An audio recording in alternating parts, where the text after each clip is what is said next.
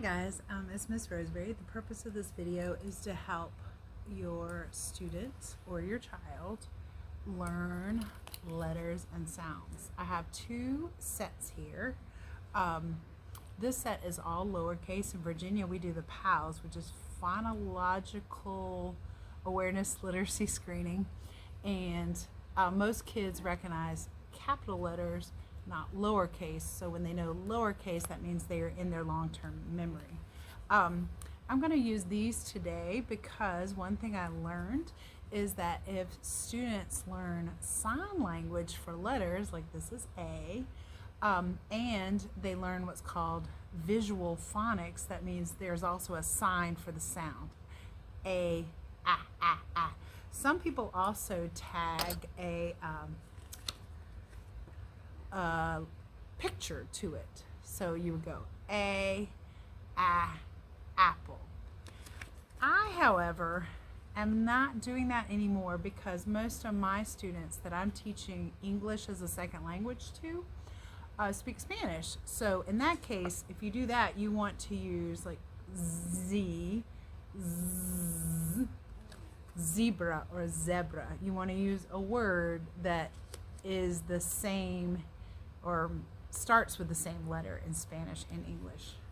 Like instead of using ball in Spanish, ball is pelota, you would use barco for boat. So I'm just doing letters and sounds. I learned visual phonics from a friend. I know that it changes. I'm not using all the correct movements because I've adapted these for my students. So if you want to look them up, there are videos out there that make them correct. For instance, we use this for water, W, wa. So when I do wa, I think it's supposed to be wa, wa, but we use wa, wa. And funny thing, W and Y, the visual phonics for Y is ya and wa. And kids get those two confused, but because we use W and we use the symbol for water, when you want water in my classroom, you just do this instead of raising your hand or asking. So all my kids know W, which is a really hard sound for kindergartners. So here we go. A, ah, ah. B, b, b. C, k, k. D, da, da. E, eh, eh. F, fa, fa. G, g, g, because you want them to make the G sound down in your throat. Also, the word garganta is throat in Spanish. Garganta starts with G. Ga, ga. H, ha, ha. I, J, we make it jump, ja, ja. K, now K makes the same sound as C, so it's still coming off your shoulder, but we make a C. K, ka, ka. Some people do ka, ka, because it's the same sound, but to me it made sense to make a K. I adapted it. L, L, M. So this is M. You do two bumps with your mouth closed. A lot of my kids were getting that confused with N. Two fingers over. One hump. Connects it to writing too if you do it that way. O, ah, ah. P, pa, pa.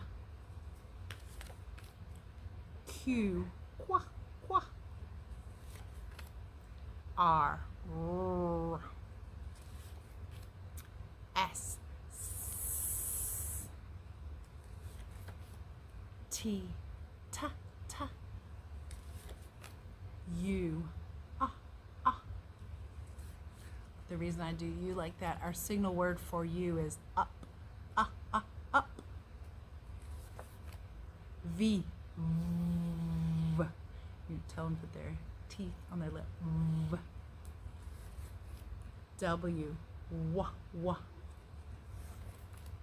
X, x, x, x.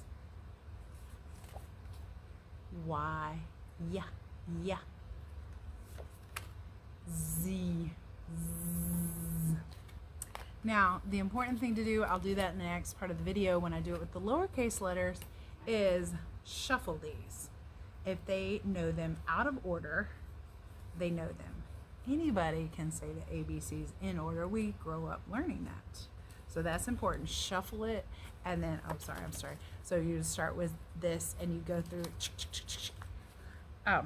I will do that in the next part of the video. If you do this drill, sign language is connected to the part of your brain that stimulates speech. That's why a lot of times you teach babies sign language, and kids with autism, a lot of times they learn sign language. But I have found that children that struggle with getting the letters and sounds in their long-term memory can use sign language and visual phonics to learn letters and sounds. All right.